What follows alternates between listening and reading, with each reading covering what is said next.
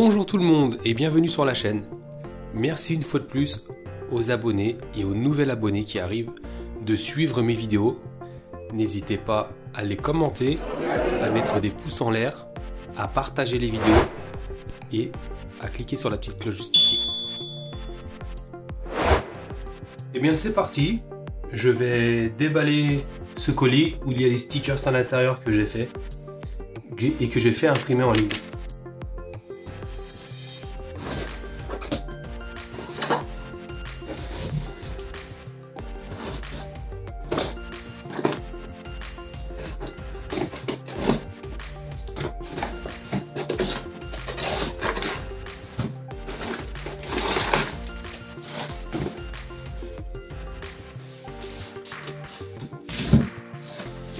Voilà, en tout cas, c'est bien protégé, hein, avec du papier bulle.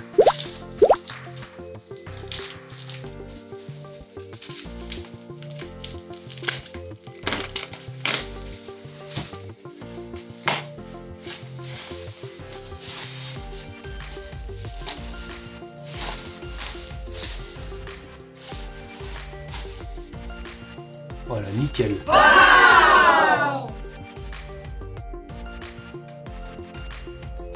Hop, ils ont collé ça avec du scotch de contour de fenêtre.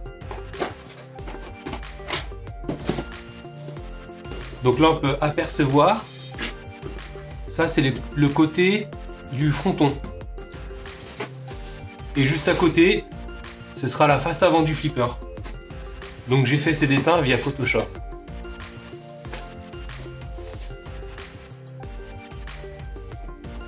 Donc c'est marqué pinball, côté droit et côté gauche. Voilà, là la face avant.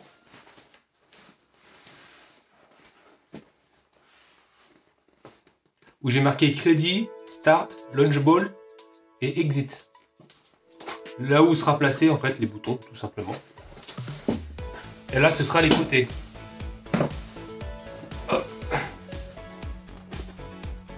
Alors attendez, je vais tourner ça.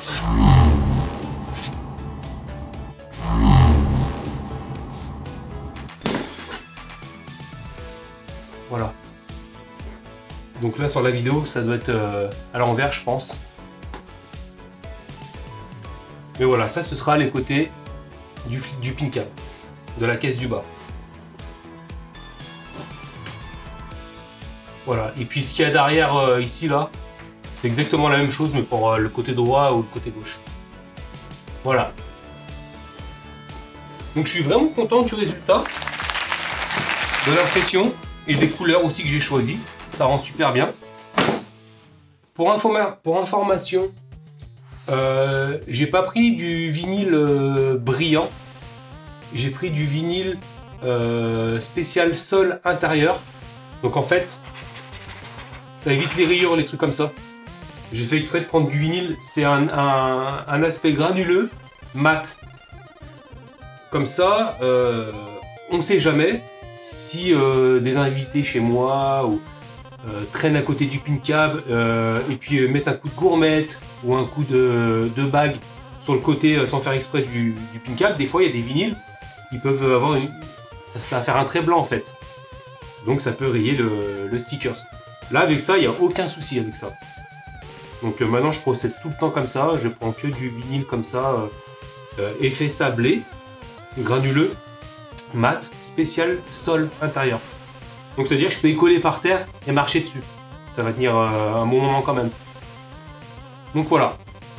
Donc maintenant on va passer à l'étape du collage sur le pin cap. Mais avant je vais découper toutes les parties. Après, pour ce qui est de la qualité du papier du vinyle, comme je disais, moi j'ai pris un pour-sol intérieur. Mais après, on peut choisir ce qu'on veut en vrai. Franchement, au début j'en prenais des brillants, sur du papier blanc satiné, on va dire. Donc ça ressortait avec un effet brillant.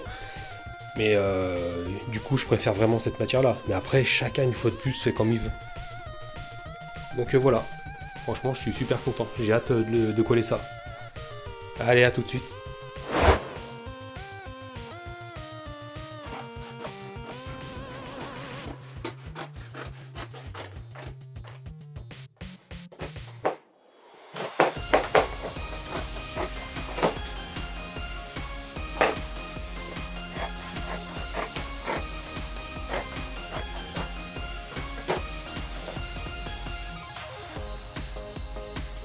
fait, je commence par découper grossièrement sur les lignes blanches. Pour info, quand j'ai fait le dessin sur Photoshop, j'ai compté 1 cm de plus sur chaque côté. 1 cm de plus de dessin. Pour que quand je vais coller sur les parois du mini pin cab, au lieu que ce soit vraiment tout à ras-bord, auquel cas je risque de me tromper sur le collage avec des petits décalages de 2 ou 3 mm, ça peut arriver. Du coup je compte toujours 1 cm en plus, au moins comme ça si je suis légèrement de travers, je sais que ça se verra pas. Ça se verra pas à l'œil comme ça globalement. Voilà. Et même pour la découpe, une fois que tout sera collé, quand je vais découper au scalpel tout ce qui déborde sur les tranches, sur les extérieurs des tranches, comme ça fera des coupes bien propres aussi. Et voilà, j'aurai pas de problème visuellement.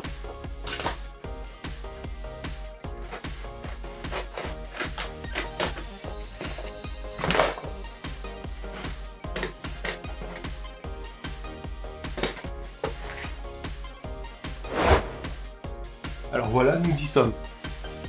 Donc là, la surface est bien propre pour pouvoir coller le vinyle dessus.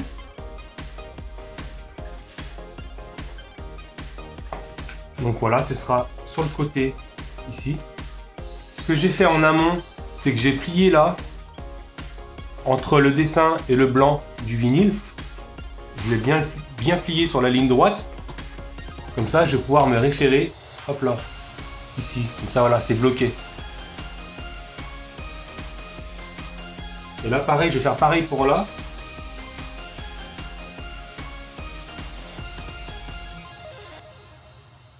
Ce sera mon point de repère pour la face avant. Voilà, quand je vais coller grossièrement. Voilà. Donc là, ce que je vais faire, c'est que je vais maintenir le vinyle. Hop.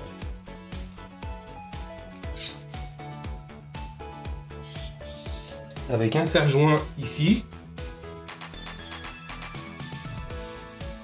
Et un autre ici. Voilà, comme ça, ça bouge pas. Et je revérifie. Voilà, si tout correspond. Nickel. Donc du coup, je vais commencer à décoller. Hop. Là, je vais plier l'intérieur.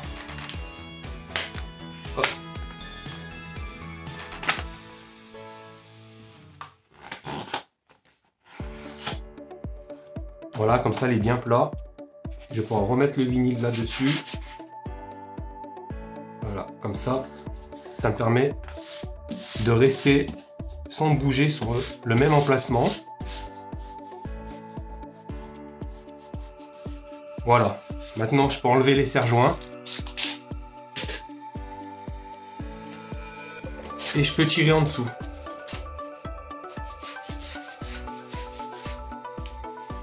Ce qui est bien avec cette matière-là, spéciale pour le sol, avec l'effet granulé mat, c'est qu'il est un peu plus rigide. La matière est rigide, donc du coup il n'y a pas de bulle en dessous et ça s'applique facilement. Voilà. Je vais chercher mon chiffon.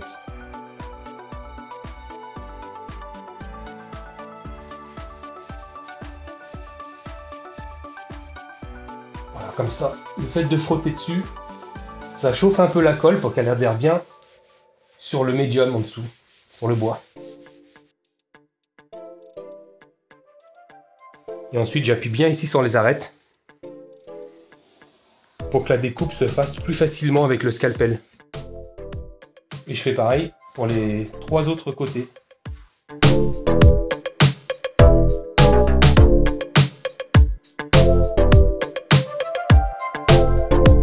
Et ensuite, avec le scalpel, je vais pouvoir découper proprement.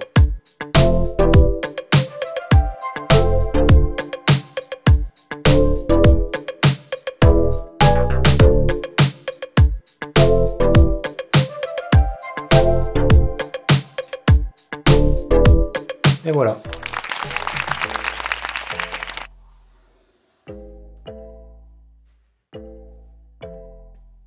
Ensuite, les arrondis, c'est un peu plus délicat à faire.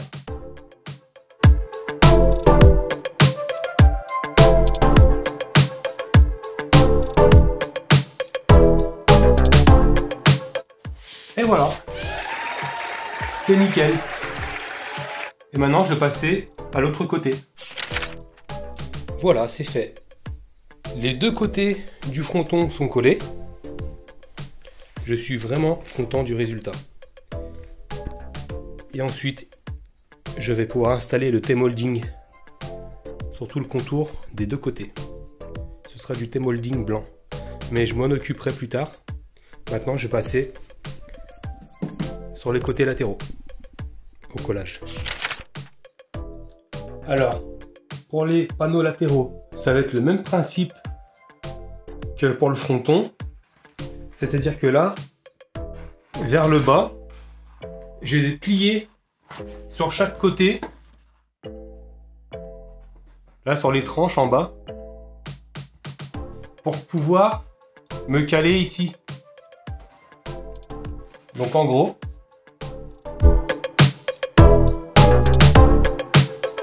voilà, celui-là il est calé comme il faut. J'essaie de le maintenir bien plat sur la caisse. Là, ici c'est bon, il faut que je l'avance un petit peu. Hop, voilà. Voilà, ça a l'air nickel. Je suis bien pareil partout. Et maintenant, je vais le maintenir pareil avec les serre-joints.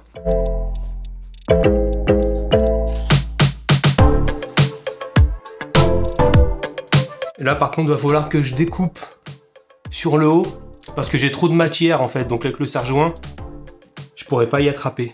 Je vous reprends tout de suite. Ok, c'est bon. Donc j'ai dû découper un peu de matière ici pour qu'à l'avant je puisse bien serrer. Donc maintenant que ça c'est bien calé, que à l'avant j'ai assez de matière pour pouvoir coller un petit peu sur la tranche de la face avant, et qu'à l'arrière il me reste 2-3 mm de dessin à découper, donc c'est bon. En dessous j'ai bien vérifié que pareil il reste 1 ou 2 mm de dessin pour que quand je vais découper on ne voit pas la ligne blanche. Donc je vais décaler ça. Hop, le serre-joint qui est là, je vais le mettre par ici. Et je vais pouvoir décoller et commencer à coller. Quand je dis décoller, c'est, vous m'avez compris, hein. Décoller la protection là.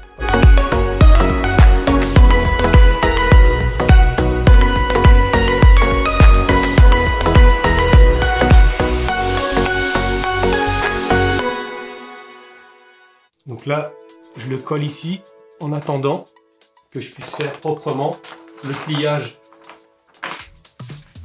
de la protection intérieure.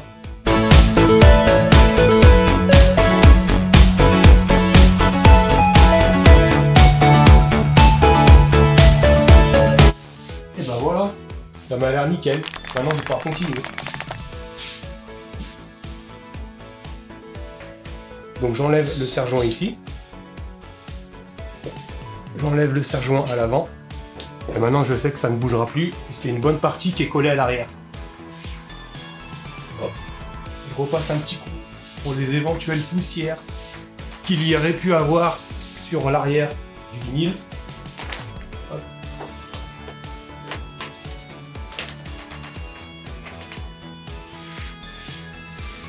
Et j'y vais progressivement pour éviter les grosses bulles. Parce que là, c'est une grosse partie.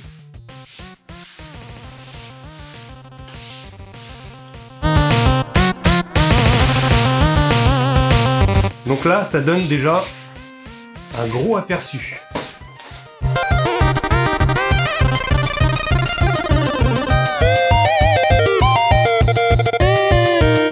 Ensuite, je fais le même procédé que pour le fronton. Voilà, avec le petit chiffon.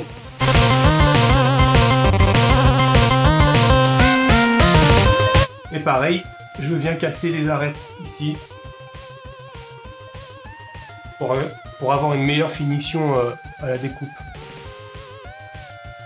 Bon là c'est un peu plus compliqué vu qu'elle a le joint de comprimante qui est derrière, bah, je peux pas faire l'arête comme il faut, donc il va falloir que je m'applique pour faire une découpe bien droite. Au pire des cas, même si je me loupe un peu, c'est pas bien grave, puisqu'il y aura la vitre posée avec les cornières en angle à 90 qui vont manger sur 2 cm le dessin. Donc voilà, au pire des cas, c'est pas bien grave, puisque ça ne se verra pas après par la suite une fois que tout sera installé.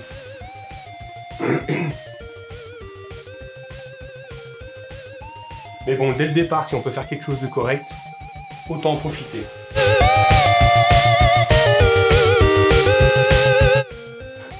Ensuite, c'est le même procédé que tout à l'heure. Au scalpel.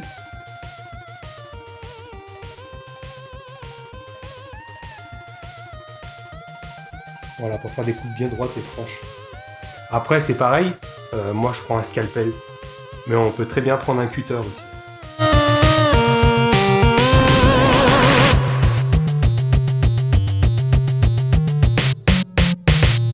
Donc voilà.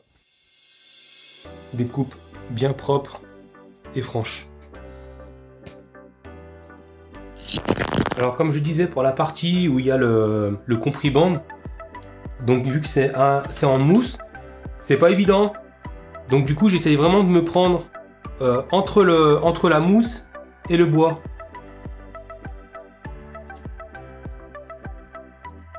Mais franchement c'est faisable. Donc là j'y arrive là petit à petit. Faut prendre son temps pour le faire, mais ouais, c'est bien propre. Voilà, donc je vais vous épargner cette étape-là. On se retrouve juste après. Alors voilà, je me suis très bien démerdé au final. Mais le joint de comprimante, j'aurais dû le poser vraiment tout à la fin. Mais franchement, ça va, je me suis pas mal débrouillé. Je suis content de moi une fois de plus. Alors, pour cette partie-là, la partie de la face avant. Donc là, il y a le côté ici, là, que j'ai pas fini de découper. Donc là, c'est pareil, je vais bien casser l'arête. Qui est ici. Pour faire un angle bien propre. Et en fait, cette partie-là, je vais la rabattre dessus. Pour que quand je vais coller la face avant, ça colle sur le morceau de sticker qu'il y aura aussi ici. Et comme ça, je ferai une coupe bien propre. Là, au final. Parce que si je fais une coupe propre ici, maintenant, et que je fais une coupe propre après par rapport à la face avant, il n'y aura pas la jointure qui va se faire au fil du temps. C'est-à-dire, on ne sait jamais, ça risque de se décoller petit à petit. Tandis que si la face avant est collée sur cette partie-là, ça va toujours adhérer en fait. Ça va toujours coller. Ça risque pas de s'enlever. Enfin, c'est ce que j'ai remarqué au fil du temps. Quand je faisais des autres machines.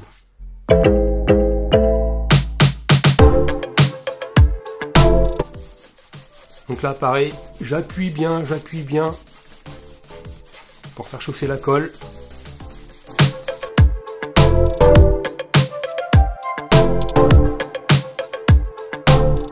Et ensuite, je vais pouvoir découper proprement. Voilà, ici.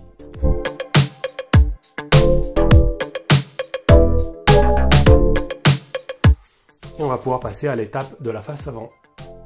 Allez, c'est parti. Maintenant, je m'occupe de la face avant. Donc, même procédé. Là, j'ai plié la partie blanche que je vais caler par le bas. Voilà, une fois que c'est bien calé vers le bas. Ensuite, j'ajuste de droite à gauche.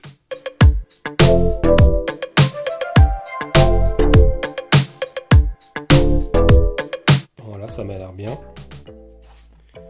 Je le maintiens, je revérifie en bas. Je plie légèrement là sur les côtés, hop, pour voir ce que ça donne à la découpe, qu'on voit pas de blanc.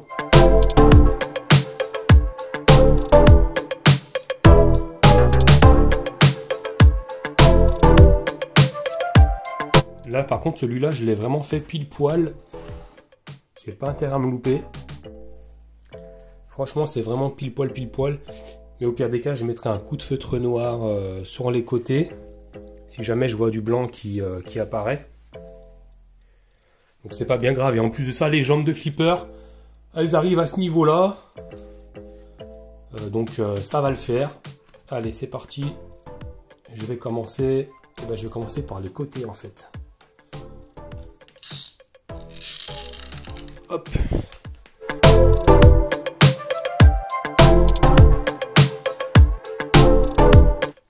C'est donc le même procédé que pour le fronton et pour les côtés du flipper.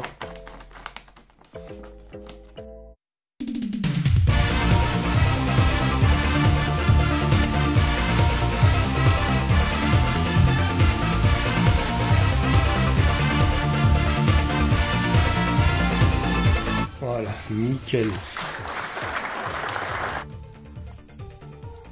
Et bien du coup, je vais procéder de la même manière avec le scalpel. Donc on se reprend juste après pour que je découpe les trous, le carré ici de la porte, etc. etc. Donc voilà, là je vais bien découper. Et hop, là on peut voir, on voit légèrement du blanc. Mais ça c'est pas grave parce que les pieds de flipper ils arrivent jusqu'à là. Et là on voit que c'est à peu près bon. Voilà, je vais mettre comme ça. Hop. Là on voit un peu de blanc aussi. Après c'est pas grave, les pieds de flipper ils arrivent là. D'où l'importance, quand je disais précédemment, que je comptais toujours 1 cm de plus. Là sur la face avant, j'ai fait la bêtise de l'avoir oublié. Donc j'ai fait pile poil. Donc voilà, il suffit qu'on colle légèrement de 2-3 mm de travers, même si on essaye de vraiment les caler. Mais voilà, la perfection n'est pas de ce monde. Donc il reste à découper ça en dessous. Et là, faire une coupe droite bien propre. Voilà. Là, les trous des boutons sont là. Donc là, c'est pareil, il n'est pas vraiment aligné. Le dessin que j'ai fait là, du crédit, il n'est pas vraiment aligné. Il est vraiment décalé au moins d'1 centimètre. Là, le bouton start, il a l'air correct. Le lunch ball aussi. Et exit, il a l'air correct aussi. Voilà. Il y a juste celui-là où je me suis légèrement trompé, mais bon, c'est pas bien grave. Et il me restera là de la découpe à faire pour la porte. Donc maintenant, je peux m'occuper de découper les trous des boutons.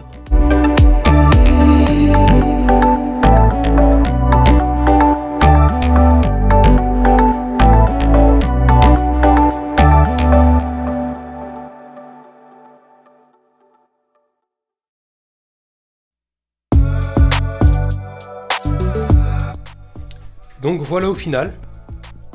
C'est à peu près correct. Juste celui-là qui déconne un peu le crédit. Bon, c'est pas bien grave. Ça va le faire.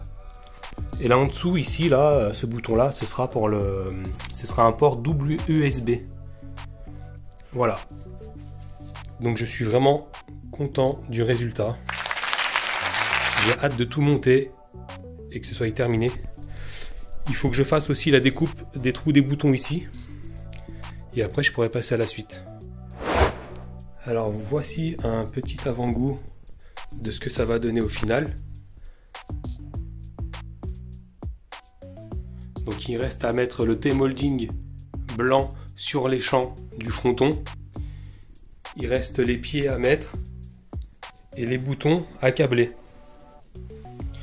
Voilà, je suis vraiment content du résultat au final. Juste ça là, le crédit qui est légèrement décalé sur la gauche.